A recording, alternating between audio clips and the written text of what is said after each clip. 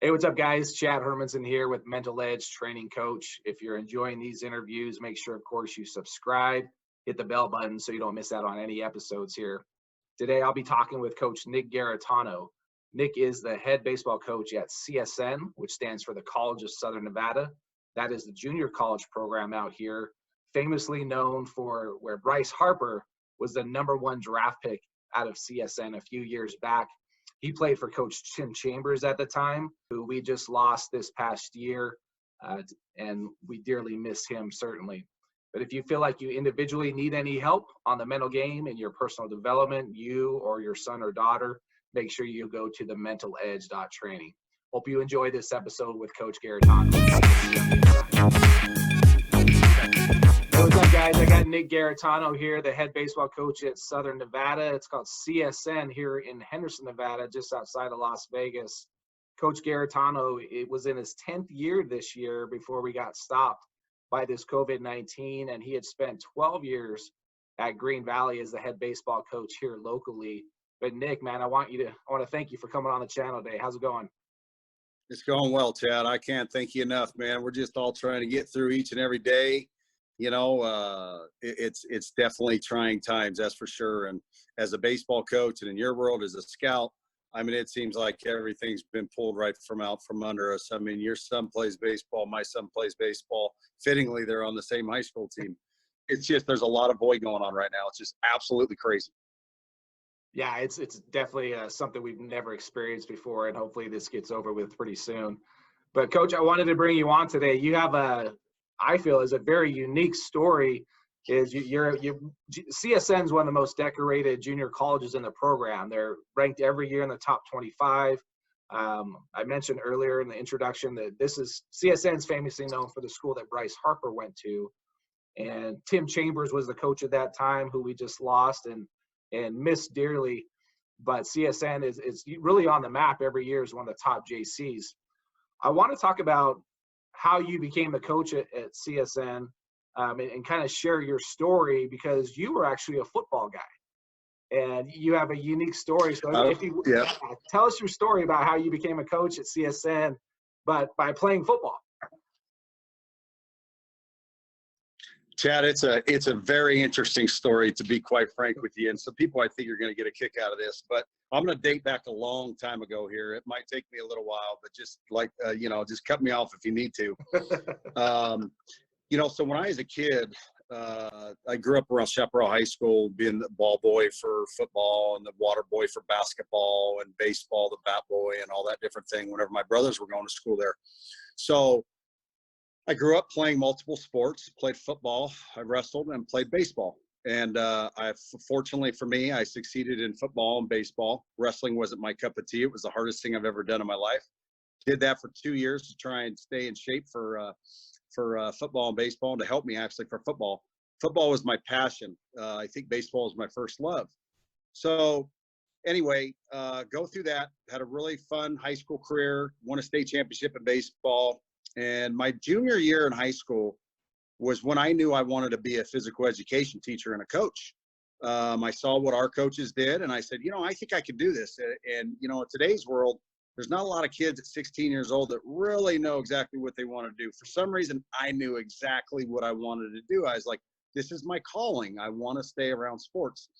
So I wound up playing football and baseball my junior and senior year, and wound up getting a scholarship as a field goal kicker to UNLV.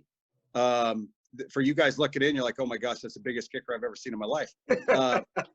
For that reason, I actually played guard. I played some D tackle, back then nose guard, and some linebacker, and I also punted. So I wound up getting a scholarship, though, to be a field goal kicker. My freshman year at UNLV, I was awful.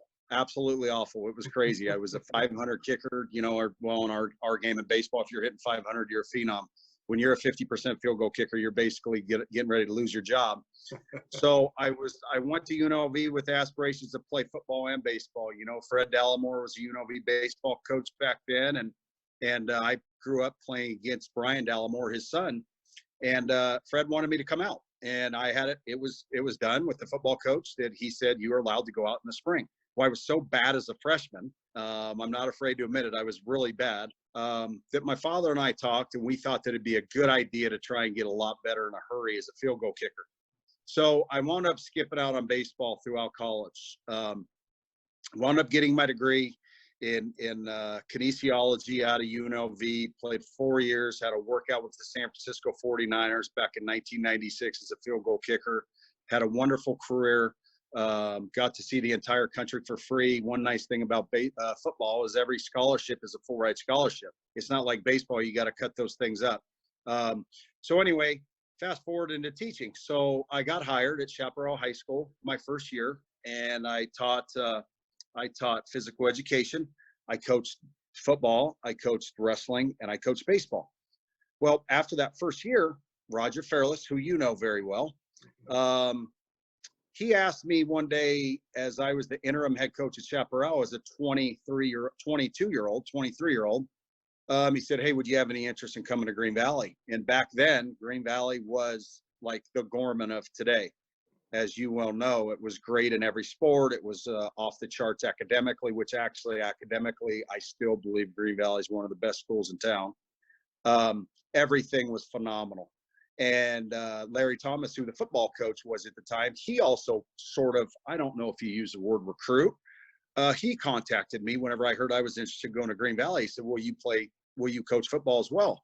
So now here's Green Valley High School in football, who was just 11-1 the year before. The baseball team is phenomenal. They're winning state championships. This is my years, right around 1997. So I go to Green Valley High School and I coach football and I coach baseball. Well, I was Rogers Junior varsity baseball coach. I was the offensive line coach and the special teams coach for Larry Thomas in the football program. I had no idea what was about to happen a year and a half after that. All I wanted to do is go learn football through Larry Thomas, who was known as one of the better offensive minds in town. And I wanted to go learn baseball through the grandfather, the godfather of baseball in town, Roger Fairless. So I said, this is a great situation. Well, I coached JV baseball for Roger for a year. And then the second year, Roger took the CSN job in February. Well, Green Valley High School needed a coach. Well, the perfect solution would have been Sam Thomas. Problem is, Sam Thomas went to Las Vegas High School that summer. So now there was a few people that were applying for this job, me being one. At 23 or 24 years old, I can't remember the exact age. And Chad, you know as well as anybody, Green Valley baseball in the heyday was not a high school. It was more like a junior college. There was a lot of pressure. There was a lot of fundraising. There was a lot of parental involvement because it was such a powerhouse program. So Roger told me, he said, I need you to take this program over. And I said, you're crazy. There's no shot I'm doing this. I'm 24. I came here to learn the game. I'm not ready for this. Because man, you need to take this job over. You need to do me a favor. Came home, talked to my fiance at the time, who I got married that year in April. And I talked to my dad. You know, my dad, I've always leaned on for sports answers and all that stuff. And none of them thought it was the greatest idea, but they said, you know, it might not be worth it. It might not be a bad idea to try this. So sure enough, I take the baseball job. And here we are. We start off the season 0-3. Every parent down there wants my head. It's real simple, Chad. No matter what would have happened that year, if we didn't win the state championship, we didn't. It's because Roger wasn't there. If we would have won it, because they're Roger's kids. So I was in a no-lose, no-win situation. However, I grew so much that 1 year as a person, as a 24-year-old, got married, getting my master's, bought a house, and basically coached a junior college baseball team at the high school level. From there on out, we wound up winning the state championship. That was 1999 that I took that job over. We won the state championships in 2001. Pretty cool. Still had the ghost saying, well, you still have Rogers mainstays. Here's the thing that I like to tell people now that I'm 47 years old and sort of have created my own career in this. The team that we won it with, what was so cool was the first year I went to Green Valley, that was our JV team. And I coached that team, that JV team. So it was pretty neat to see them on the field 2 years later, and we won the state championship together, whereas 2 years before that, we were practicing at Wells Park.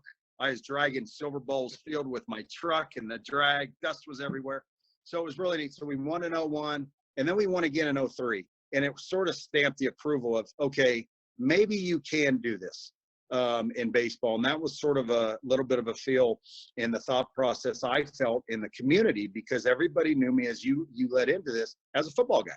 Yes, I was a football guy. I played football. My mind was in football, but I was also in love with baseball. And I learned it through a lot of really good people. And I wanted to keep learning it. My goal was to be around the best baseball guys that I could to try and catch up for the time that I missed in college. And I surrounded myself with really good baseball minds, and stayed down there 12 years. Tim Chambers, God bless him, he's upstairs. Great friend of mine. We always golfed together. I used to go to lunch with Tim all the time. We used to talk about sport, high school sports, and what's going on. And to be quite frank with you, I'd actually help him recruit. I'd sort of bird dog for college as we were playing different teams. I'd say, Timmy, you need to call this kid. I'm telling you, I've only seen him once, but this kid can play.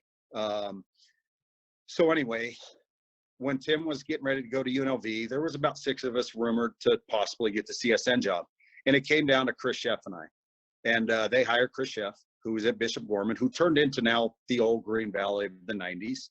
I like to call it Bishop Gorman University up there on the hill. It's a gorgeous campus. Chris did a wonderful job. I think he won 5 straight state championships. Nick Day came in, did a great job, old teammate of yours. Those guys just had that thing rolling. Well, anyway, CSN hired Chris.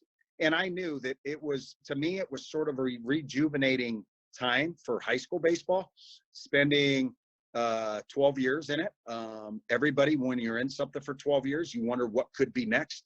And I was no different. I wondered, could I do that junior college job? And here's this old football guy now thinking he can take a college baseball job. So anyway, they hired Chris. And it told me the good Lord's plan to me was I meant to be at Green Valley High School. So that fall was really intense. We really got back after it. And we had a team that we had 4 freshmen from 4 years prior to that, that we knew that this group had a chance to win this thing, to break this streak of Gormans and get Green Valley back on top. Fast forward to November 5th or 6th of that year of 2010, I got a call back from CSN, and they asked me, they said, we've had to dismiss our coach. Are you still interested? And I said, absolutely not. You had your opportunity. I'm happy where I'm at. And Tim Chambers caught wind of this, and he calls me back and he goes, hey, you big dummy. Tim and his voice, hey, you big dummy. I thought you wanted to do this. They had their chance. I've never thought that I was great at what I do. I've always thought that I'm a really good person that's honest with people, that do things right ethically. And I knew that I was going to crawl into a hornet's nest out there. I knew that some NJCAA violations happened. Through everything that I had heard. I knew that the NJCAA was going to hammer our program. Anyway, spent a couple days talking to my wife, really not wanting to do it, Chad, really not wanting to do this, wanted to stay at Green Valley. I thought it was a sign I'm not supposed to go. She finally said, you know what, here's what we need to do. You need to try this. I could tell you want to do this. You're not sold yet, but you need to try it. If you don't try it now and you don't ever do it, you're going to think, why didn't I try this? Take a leave of absence. I get a hold of the school district. They said I could have a leave of absence. So I went and did it for a year. Worst year of my life. The kids there, the kids wanted no part of me. They were there when Chris Sheff and his staff were there. To be quite frank, this is going to sound awful for all you listeners, but there was 5 times that I was like, why did I leave Green Valley? I had it made down there. I'm at a place where nobody wants to play for me or my coaches. Anyway, we get through the year. A very talented group. We underachieved. I credit that to my lack of knowledge in junior college baseball. I credit it to kids not wanting to go that extra mile. I've always taken blame for that year. But anyway, we go through the next 2 years. We were hammered by the NJCAA, lost 10 scholarships for 2 years in a row. So it really took us 4 or 5 years to get back on track with full scholarships versus all the other powerhouses in the country. And we coached that year of 2011, and then 2013 we won our first league championship, and then we started getting our niche. in 15, we sort of took off. And over the last 5 years, we played in the Western District Championship 3 times. We've been to the World Series. We've won the league 5 out of 6 years. We think that we have an idea of what we're doing now. Brian Gibbs, my pitching coach, is without him, I wouldn't be doing this anymore. He's the guy that I lean on for everything. He brings in 15 to 18 arms every fall and coaches every one of them. As whether they're the number 1 guy or the 18 guy, he coaches them all the same. He's just so instrumental in our success. Sean Larimer's been with me for 7 or 8 years now. Mike Estrell's been with me for 5 or 6 years, and we just brought Matt Stoner on. And in between that, we had some guys that were very instrumental in the success. Brian Maloney did a great job for a few years. He made a family decision to watch his son play baseball his junior and senior year. Can't knock him on it. Chad, one thing about junior college baseball, nobody gets rich. A lot of guys put a lot of time in for a minimal amount of money. We had Dan Jaffe, who's now at Georgia Tech. James Loney was with us for a little point in time, who played in the big leagues. I'm sure you know James. We've gone through a lot of different guys. This year we brought in Matt Stoner to do our catchers. It's funny, we joke around with Matt and say, great, the year that we bring you in, man, the whole thing blows up. You know, the entire world just decides to stop sports. And he laughs. Matt's a great guy. And also, we're very fortunate this year to have acquired Mike Dunn, who spent 10 years in the big leagues, who helps out with Coach Gibbs. But more importantly, he talks to all the kids about mentality, about what it's like. You know, you lived it. Every one of these kids are dreaming what you went through, of what Mike went through. And it's such a blessing to have him out there, because I like asking him questions. You know, I'm like, Mike, what would you do? Or he goes, Skipper, listen, I was a player. I'm learning this through you guys as well. You know, like, I want to see the decisions that you're making. Are they the right ones? Or are they the wrong ones? Because if I want to do this, I want to learn.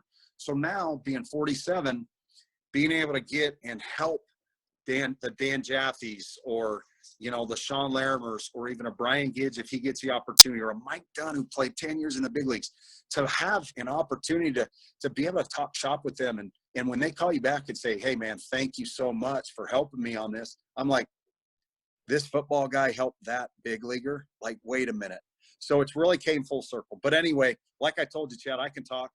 That's my full story. So now here we are, waiting for this thing to get done so we can get out and watch some kids play baseball, whether it's your son or my son. I don't care if it's a 7-year-old T-ball game. We just need to watch some baseball. No doubt. Yeah, we're all itching to get out on the field. It's, you know, the sanity is we're trying to just get out there. Like, we just, here in Vegas, they just said, hey, we got 2 more weeks now. And, you know, when we thought we were getting to the point where, hey, we can go out a little bit more and do the things we need to. And I don't know, everyone's doing their own thing is kind of what I noticed in that regard. But as a coach now, you have Absolutely. You have high school kids coming into the junior college area, or the arena, you could say. What is that like what do you see from their mentality? Because a lot of these kids were really good in high school. Maybe things change at the junior college level, where maybe they're not, quote, the dude anymore, and they gotta earn a position again. What do you see in a mindset of a freshman coming into junior college? Oh man, it's such a roller coaster ride, Chad. You know, you get the first meeting and you have all the dudes in the room, and you know what? We give them their accolades. I tell them all, I make them all stand up. A lot of kids hide behind phones anymore. You know, the texting and the phones, I think it's awful for communications. I think that's why kids struggle in communications 101 so bad. They're not comfortable that face-to-face stuff. So I make them all get up the first meeting, and I have them brag about themselves. And that entire room of 40 guys that comes in, they hear of all the all-state guys and the all-Americans and the guys that have won a national championship in Legion, or, you know, or the bounce back that was a 7th rounder that decided he wanted to be drafted. I have them talk about all that stuff. I want them to pump themselves up so they understand the talent that's in the room. It's not like the typical high school where, yeah, you have 4 guys typically every year that know they're going to play every day, and it's not really a competition. The coach is sort of stuck. Okay, you're my 1 through 4 hitters. You're going to hit 1 through 4. Just don't get in trouble so I don't have to discipline you. Now, that's the start of the roller coaster. Then you get going, you get out there, and You start breaking off into your groups, and the kids see, and they're like, oh my gosh, there's 10 infielders. There's 9 outfielders. There's 18 pitchers. There's 5 catchers. Oh, wow, that guy can throw the ball as hard as I can. That guy hits it as far as I do. And then you start seeing them start to panic a little bit, and you see that confidence level start sort of dropping a little bit to a certain degree, which is really tough. And we see it every year. That's where we come into play to keep reminding them of, hey, what did you tell all 40 of those kids in that meeting? Who are you? You're the same guy. You're that same player. You're just around better now. So the thing is you are going to get better through sheer competition every day in practice. And that's what our program is designed. And that's why we're successful, in my opinion. It's not because we're bringing in better kids than that guy or whatever the case is. A lot of it says it's recruiting, or, we outwork this team or that team or whatever the case is. We feel that the sheer competition on a daily basis brings out the best in every athlete. And that's the biggest difference that I see between high school kids and college kids. You go around, we get so many different kids that come from different types of programs. Your son and my son play at Green Valley High School. We get kids from Desert Oasis High School. We get Coronado kids, Bishop Gorman's, Palo Verde kids. You name the school, basic high school. All of them have their own identity. That coach has their own style. Those players play with a different type of energy. Some are more vocal and boisterous. Some are more the Silverado kid. I have to call Brian Whitaker out. It's the freshest, oldest brand of baseball. You never have to worry. I've never had an issue with the Silverado kid. Why? Because it was never allowed at Silverado.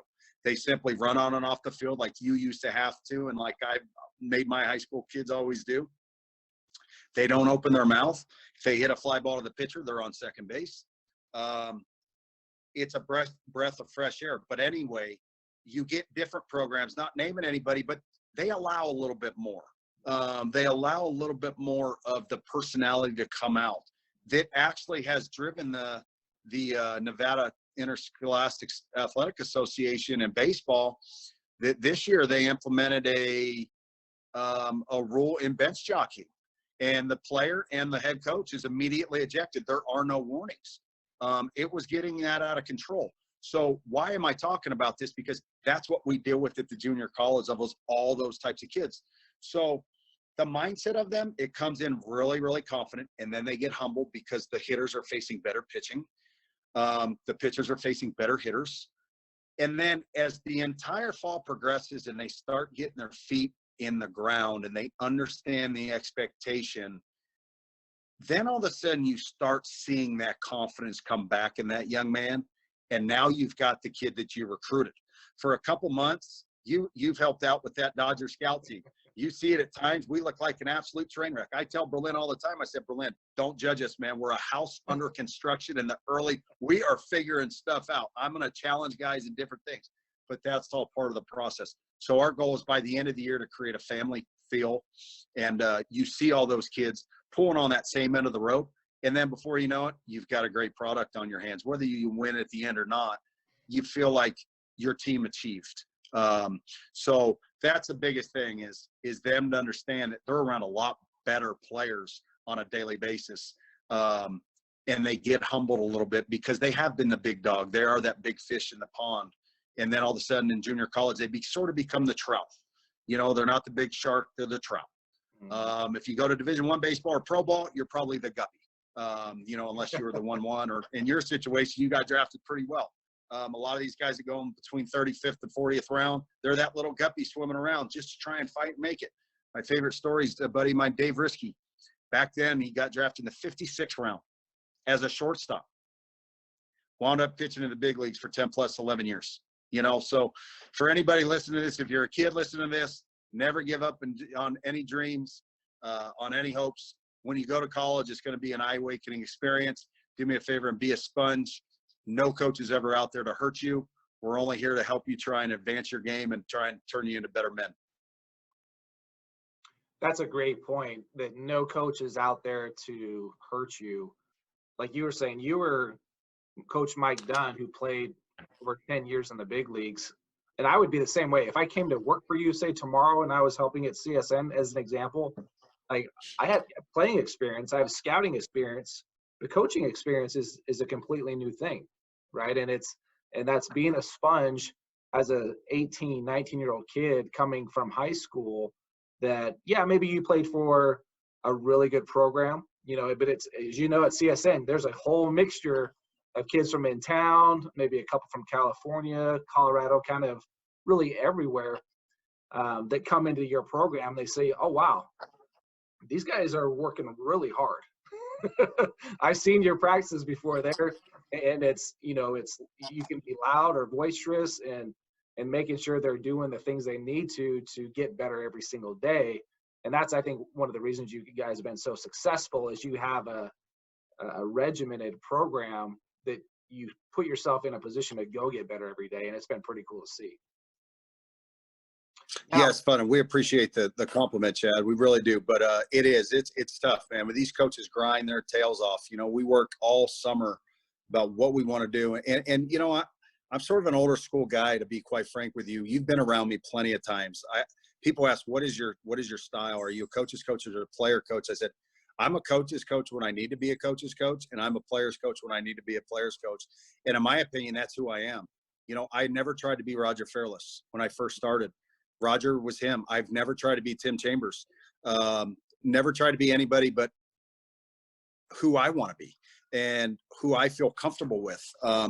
Because at the end of the day, you got to look yourself in the mirror and say, is that you? Did you give them everything you had today? And 99.9% of the time I come home and I can answer yes. And that's gratifying. That's awesome.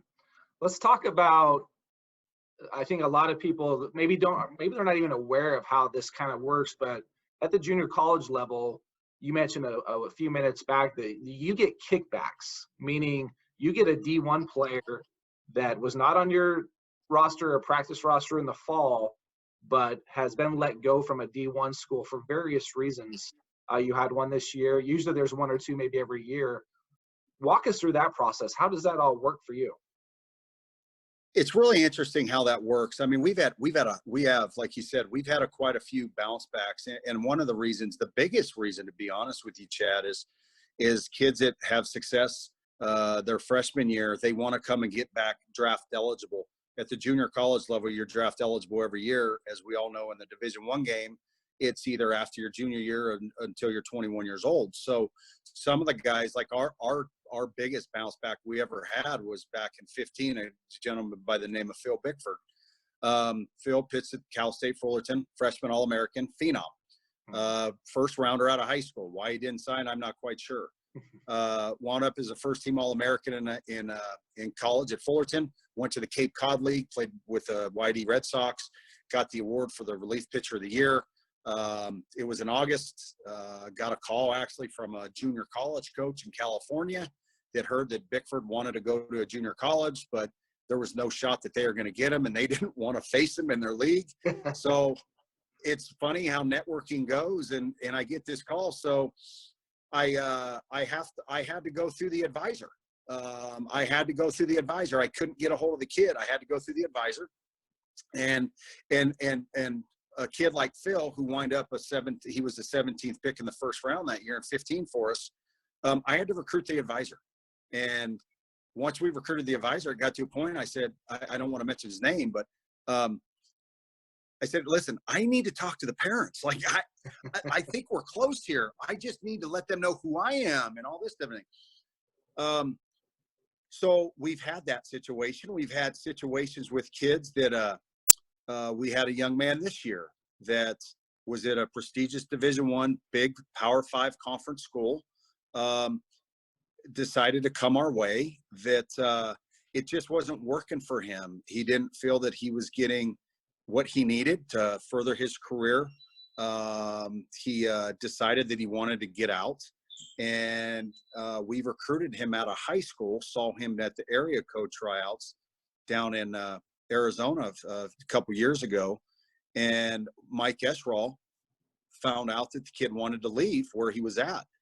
So when that happened, I reached out to the Division I coach to find out what the case was, and he said, yeah, he's decided to leave.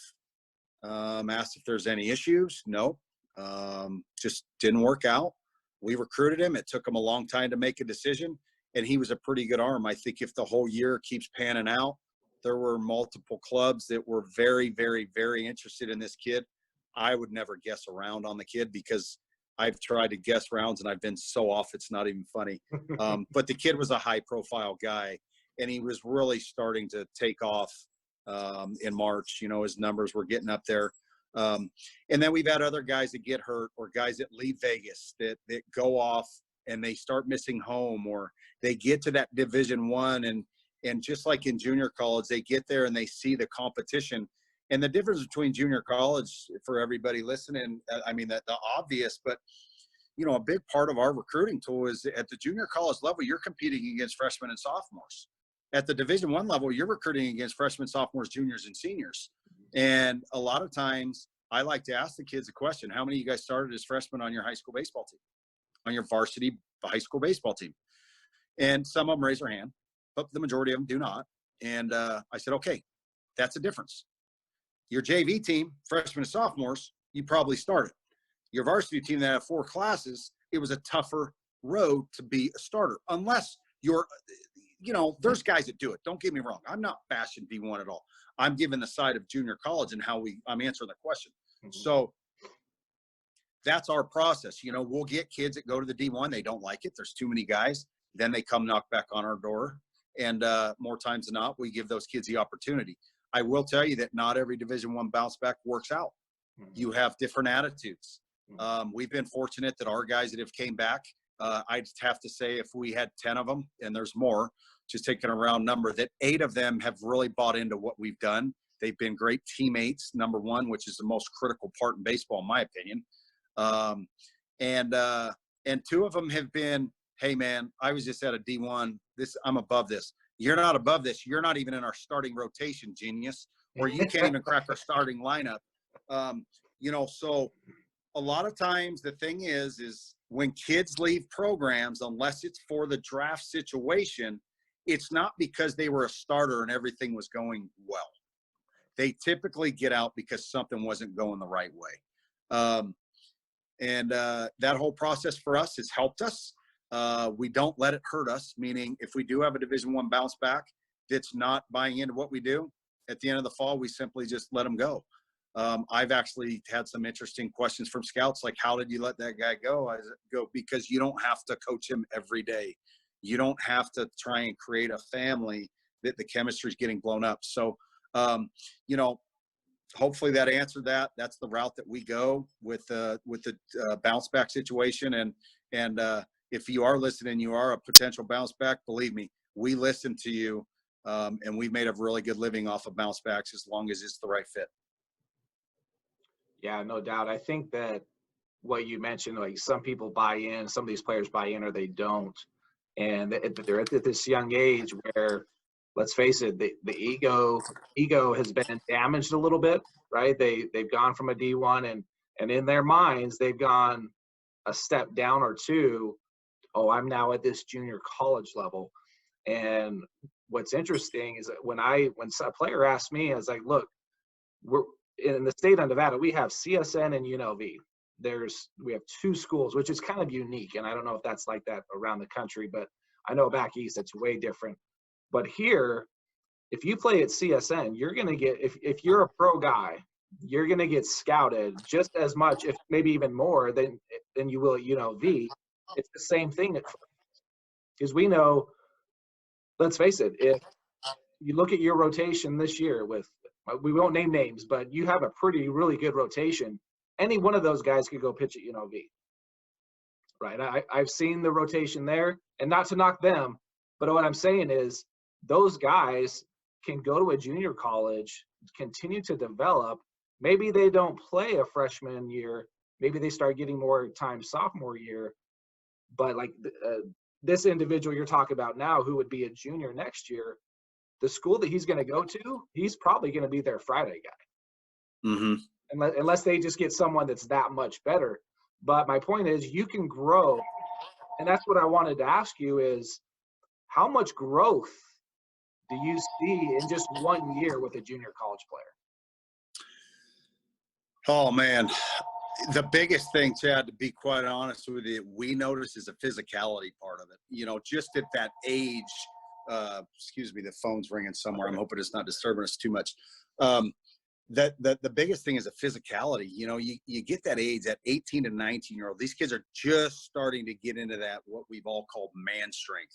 You know, I remember, I think I hit mine like my junior year of college, right about 20, 21, strong as an ox. And it just clicked like, whoa, wow. If I'd have had this as a kid in high school, like that 55-yarder would have been a 75-yarder, you know, or that 365 bench would have been a 460, you know, whatever it is. There's a lot of growth on the physicality side of it, but you really see the growth their first year on the maturity level because they're held accountable in our program. You know, there's a lot of, like you and I are just talking about, there's a lot of different programs that kids come from that are allowed to do different things. When you hold kids accountable on a daily basis, if they're coming from a situation that they might have been able to do what they wanted to do and they still played that position and hitting the 3-hole that day, which a lot do, you know it as well as I do. I'm not knocking anybody. I'm speaking facts. Just get a hold of me the year I retire and I'll really spill the beans. But when you hold them accountable, you see them grow up. And we've got a young man that's from out of state that was in our rotation. His biggest thanks to us is helping him grow up as a young man and help him mature. So, Coach, I had no idea what I was doing in high school. I was that good. Like, I could do whatever I wanted to do. He goes, here, the best thing that ever happened was when we were in the fall and I was 5 minutes late to weights. I wasn't allowed to play in that weekend's fall games against Fullerton. And my mom and dad came down and they had no idea.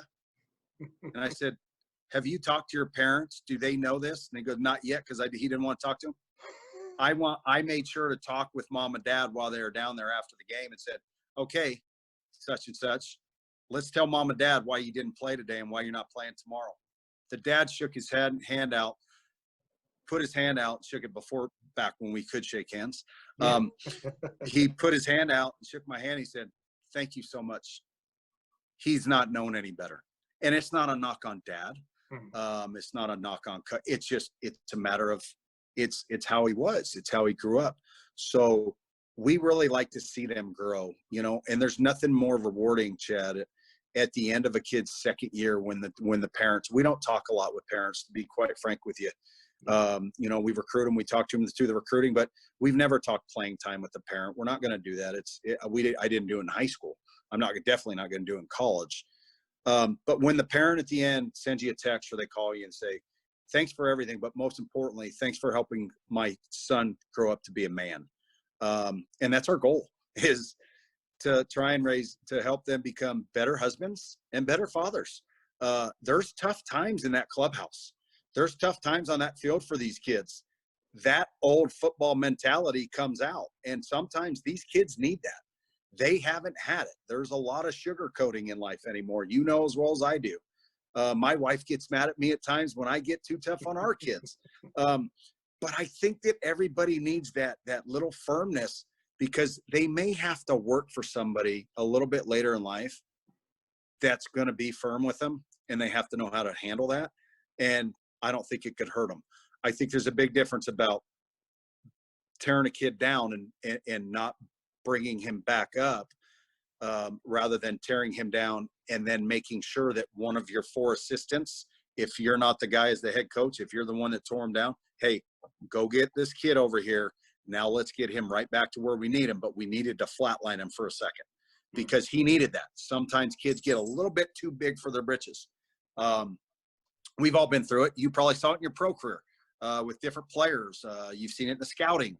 Like, my gosh, this kid's so talented.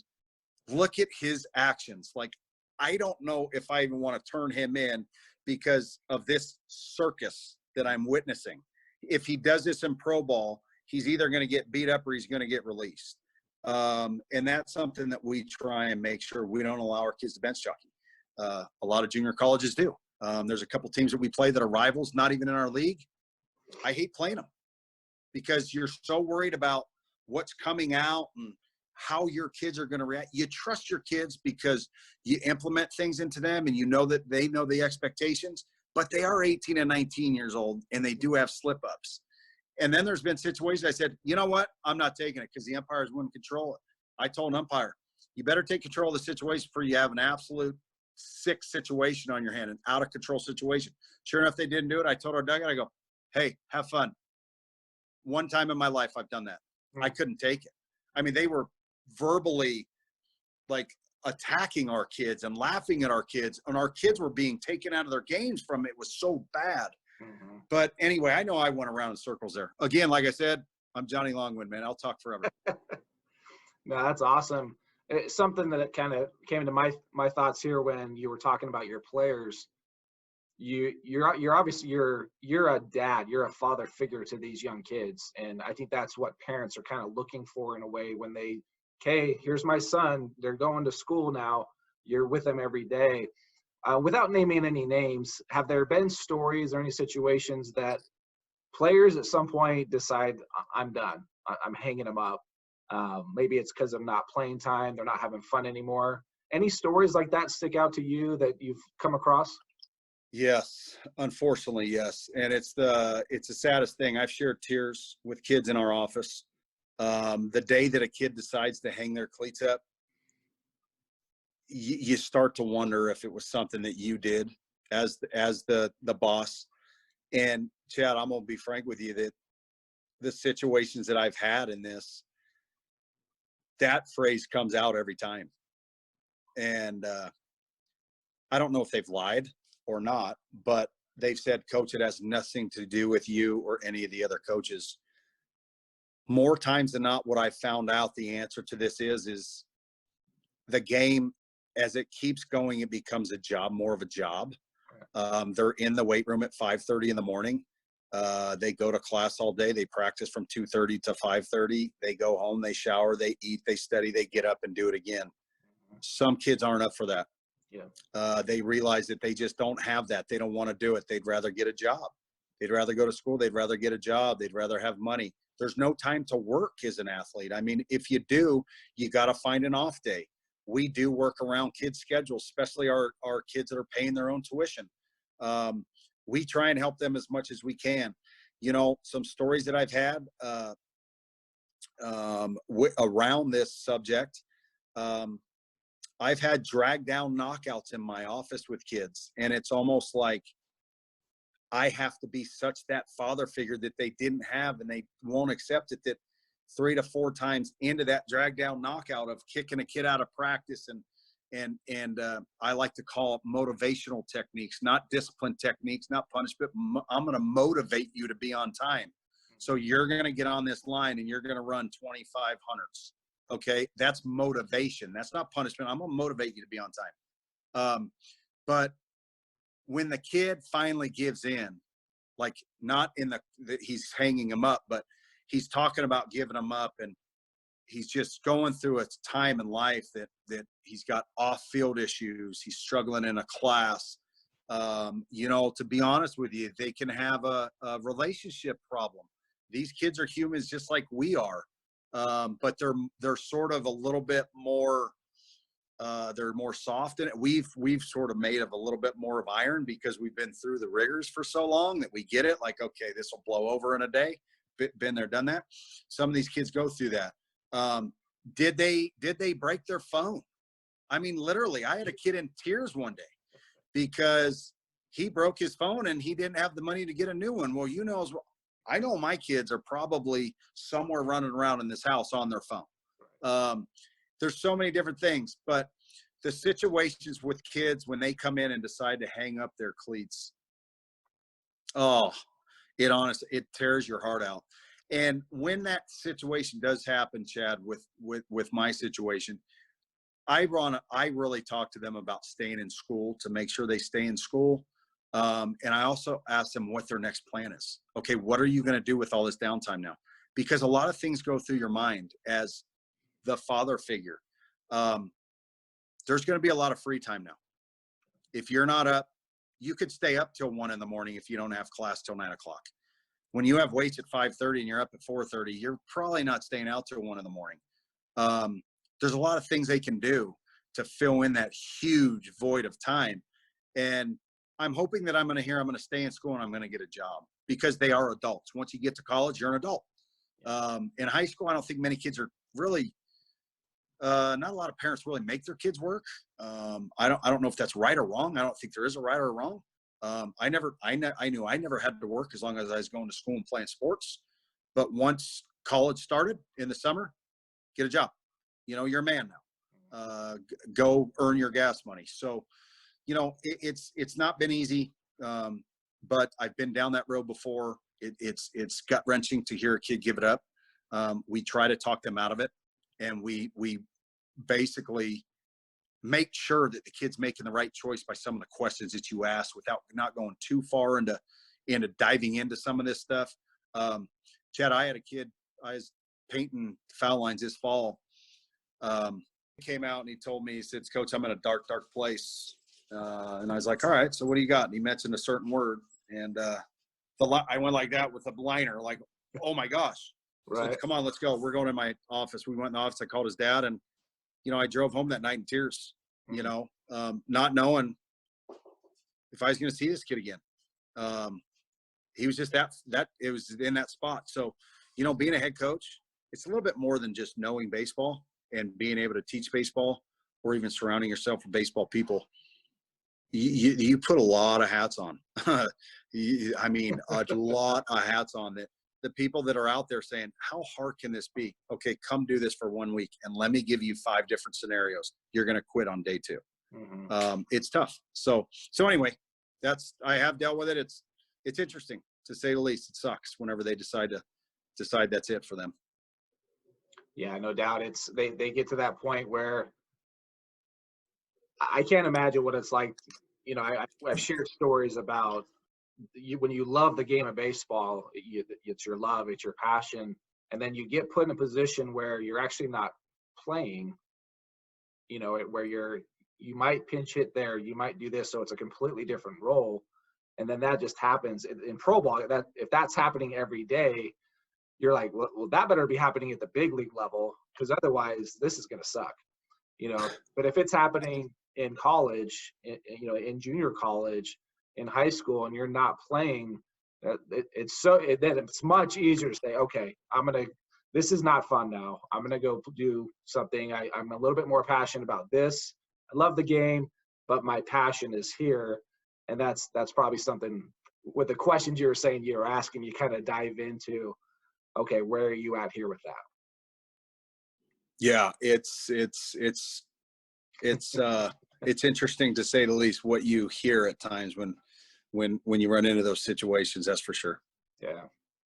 Well, awesome. As we wrap this up, Coach, what would you say are some, you've done some things that have been amazing. What would you say gives you your personal mental edge as you go throughout and live your life? Every day, I think that you have to say, we talk to our kids all the time about decisions. It's all about decisions and time management. How are you going to handle that time in your life? You get so many hours in a day. How are you going to utilize them? For me, it's like I like to share with the kids that the first decision you make, I ask them every year at the first meeting, I say, okay, what's the first decision you make every day? Well, some kids are like, am I going to shower? No. It's when that alarm clock goes off, do you hit snooze or not? Mm-hmm. That's the first thing you're going to do every day. That's your first of millions of decisions you're going to make every day. But for us, Chad, honestly, in this profession, and I've told people, whether we ever get to the Junior College World Series again and win the thing, I'm not going to, at the end of the career in 5-6 years from now, I'm not going to look back and say, you did or you didn't win a championship and you were or weren't successful. We work tireless, whatever that word is. We work all the time on finding the next thing for our kids. As much as we tell our kids to be where your feet are, we work our tails off finding the next institution. I think our work ethic is that of a lot of baseball people.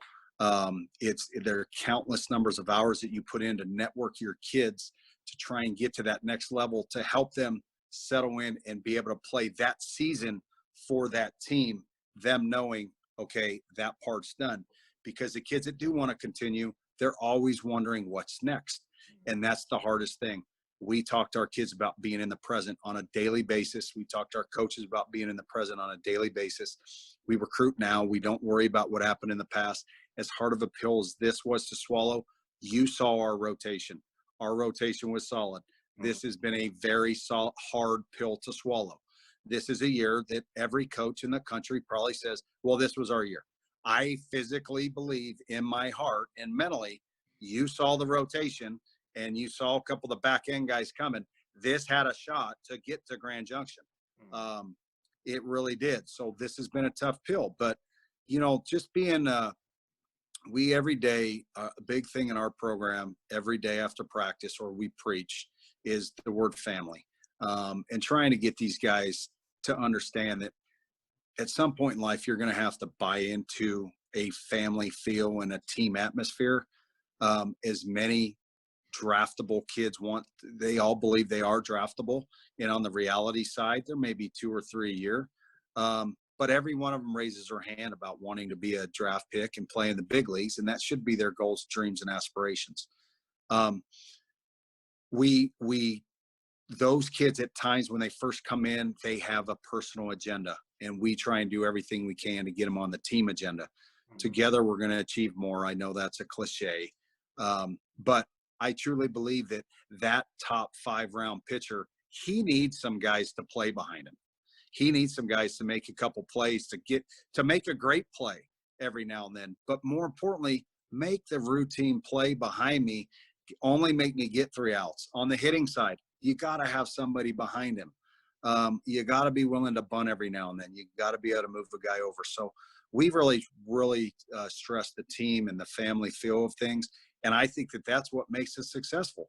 Kids come in and they buy into it. And if they don't, Chad, then simply put, it usually doesn't work out for them, because we could sniff that out in the fall. Yeah, and I know scouting your team, I could almost sniff that out as well when I kind of know how you guys are. I probably watch you guys more than anybody easily, and knowing how you run things, I can see if there's a guy not gelling in a certain way. I'm like, oh man, it might not work out for this kid. Yes.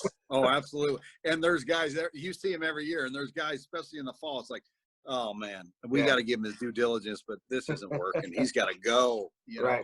Right. Yeah. Yeah. And that's, I guess, one of the biggest points I wanted to get across to, say, that young high school kid, because you bring up this conversation almost every year. As our scout team in the fall, I help coach here locally. We play your team, which is really cool for the high school kids to play the JC kids, about 5 to 6 or 7 games.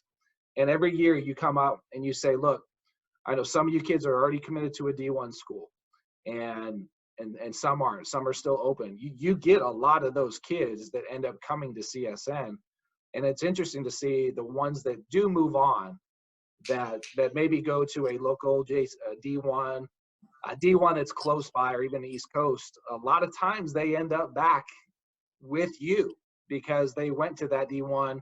They didn't play. They didn't sniff the field as a freshman. It was much harder than they thought. They miss home, and they end up at a JC. So my point of that is, if you are that young high school kid that's a senior, especially if you're a senior and you're not committed, right? If you're not quoted dude, keep that junior college open, because, you know, that's probably going to be, at the end of the day, the best fit for you, because the D1 could most likely not work out as a freshman. It's going to be a long freshman year. I couldn't agree more. I mean, you hit that right in the head, and that's what we love to talk to him about, Chad, is, you know what, if I am a huge advocate of Division I sports, huge. I mean, if you got the right offer and you got the right opportunity, go. It'd be great to set your feet in the ground for 4 years. But if you don't just settle for something that you're not happy with, that it's going to be a bad situation. If you're the 43rd guy invited into a Division I fall program with no money or anything, but you've got an awesome opportunity to junior college, whether being at CSN or another junior college. You know, it's like unfortunately, we can't take every Vegas kid either, like UNLV can't, but there's places for everybody to play. And we like to get as many local kids as we can. So if you're a high school kid listening out there, like Chad said, junior college is a great route. It's a great option. It's not below anything. There's many of bounce backs, as we talked earlier in this podcast, there's many of bounce backs that come in and go, oh my word, there's as much talent out here as there was at my Division I school. And there's certain years that there really is. Yeah. I mean, there's years that there's junior college. You've seen some of these teams come through here. These junior college teams are loaded with draft guys. Chipola came in here one year. They had 10 draft picks. Sanjak came in here 2 years ago. They had 6 guys, 95 or higher. You know, the kid that went 16th was 98 to 99.1 or something on our TrackMan. It was incredible. You don't see that in Division I all the time. So I couldn't agree with you more, Chad. I appreciate you getting deployed, deploying that out there, and especially as a scout, a lot of young kids look up to you and understanding that this is a viable option. It's not the backup route. We want kids that want to go to CSN. We want Coyotes. We don't want kids that are like, well, I guess I'll go to CSN. Well, then don't come, because we're a lot better than that attitude. Yeah, and that's how we like to operate. We think we're good. We like to practice like we're the worst team in the country to get better. But when we play, our mentality is we're the best team in the country. You have to play with that confidence. We don't show it, but mentally we have to believe it. That's awesome, Coach. Appreciate it. Well, hey, Coach, I appreciate you spending well over an hour here. Appreciate you coming on board. Hopefully we get out of this soon. You mentioned our kids are on the same high school team. So we're not watching our kids play this year, so that kind of stinks. But hopefully we get some more some games in the summer. Yeah. Right. But again, I appreciate you coming on board, and take care of yourself. Hey, thanks so much, Chad, for having me, man. It was a blast. Awesome. All right, we'll see you. I'll talk to you. Bye-bye.